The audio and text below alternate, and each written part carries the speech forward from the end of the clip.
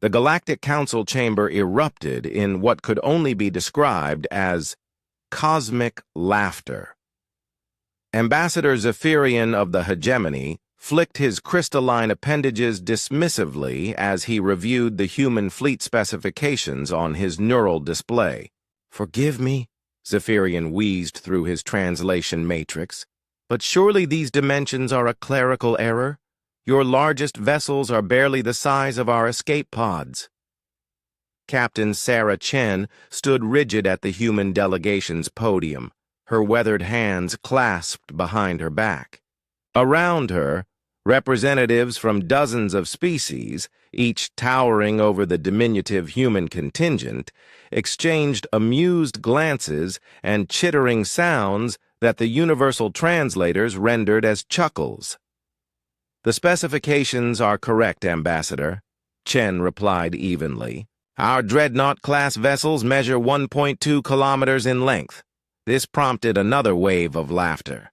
The Vorthak representative, a massive cephalopod-like creature, gestured with one of his 20 arms toward the viewing port where his own flagship dominated the station's skyline, a magnificent 30-kilometer behemoth bristling with weapons that could crack moons.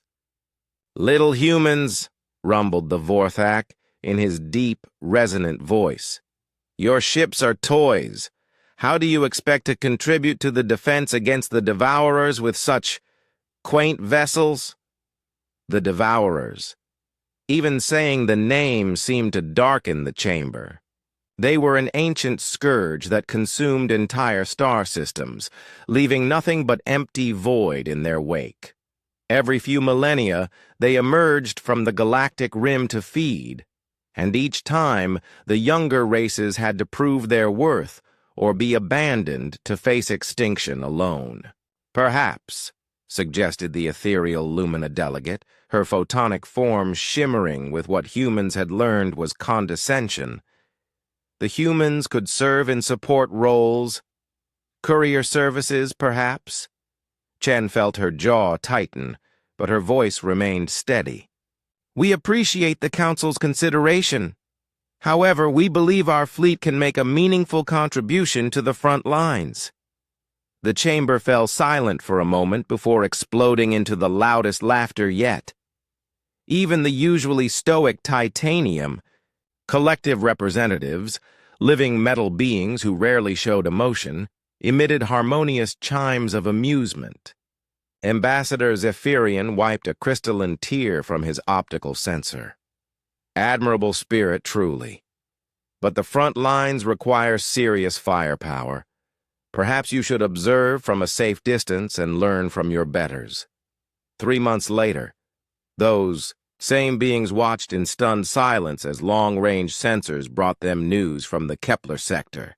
The human fleet, all 847 of their tiny ships, had engaged a Devourer vanguard force that outmassed them 10,000 to 1. The expected outcome was swift human annihilation. What actually happened defied every military doctrine known to galactic civilization.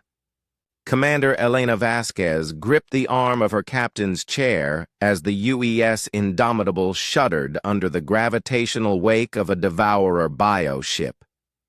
The massive organic vessel, over 50 kilometers of chitinous hull and weapon limbs, bore down on her small task force like a living asteroid.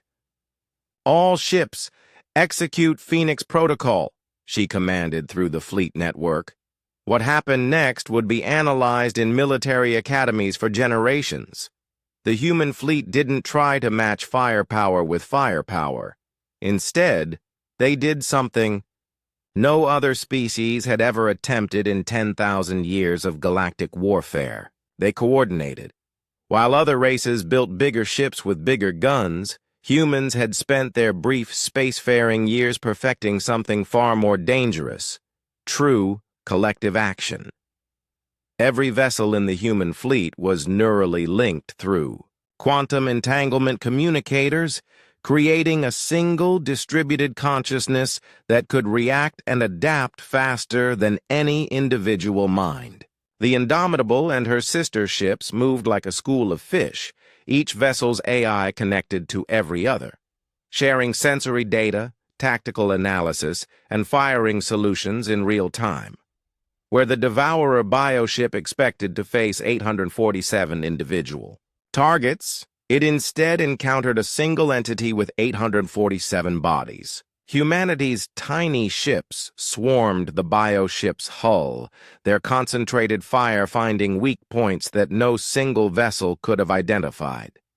They moved in perfect synchronization, creating overlapping fields of fire that carved through the creature's defenses like a surgical laser through flesh. When the bioship attempted to swat them away with its massive weapon limbs, the human fleet simply flowed around the attacks like water, reforming their attack patterns without missing a beat.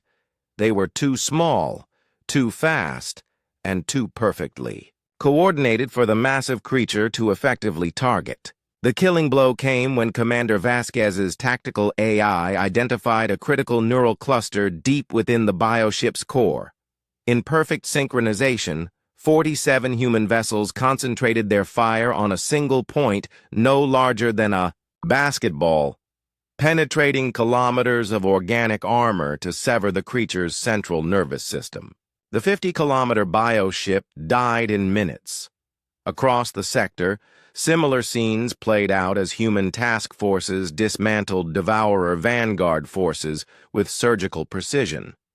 What they lacked in size, they more than compensated for with unprecedented coordination and tactical flexibility. Back in the Galactic Council chamber, the laughter had long since died.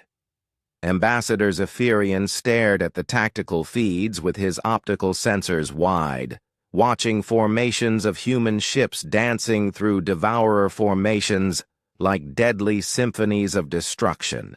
"How?" whispered the Vorthak representative, his 20 arms hanging limp in shock.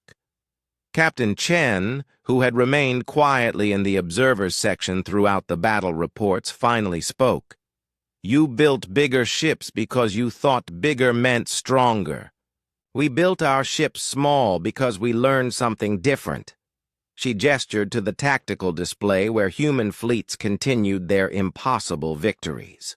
"A single human is weak, but humans together? We're the most dangerous thing in the galaxy." The Lumina delegate's photonic form flickered with confusion. "But the computational requirements for such coordination, the processing power needed, is distributed across every ship, every crew member, every AI core in our fleet," Chen explained. "Each vessel is both an individual unit and a neuron in a larger brain. We don't just fight as a fleet, we are the fleet." As if to punctuate her words, the tactical display updated with news from the front lines. The main Devourer force, a concentration of bioships that had destroyed civilizations, was in full retreat from the Kepler sector, pursued by swarms of humanity's tiny ships. The galaxy had mocked humanity's vessels for being small. They had failed to understand that sometimes the most dangerous things come in the smallest packages, especially when those packages work together with a coordination that bordered on the supernatural. Ambassador Zephyrian slowly turned his attention back to Captain Chen, his crystalline features reflecting a newfound respect. "It appears," he said quietly, "that the Council has much to learn about the humans." Chen smiled grimly as another update flashed across the display. 3 more Devourer bioships neutralized, human casualties minimal. "Welcome to the swarm, Ambassador. Try to keep up."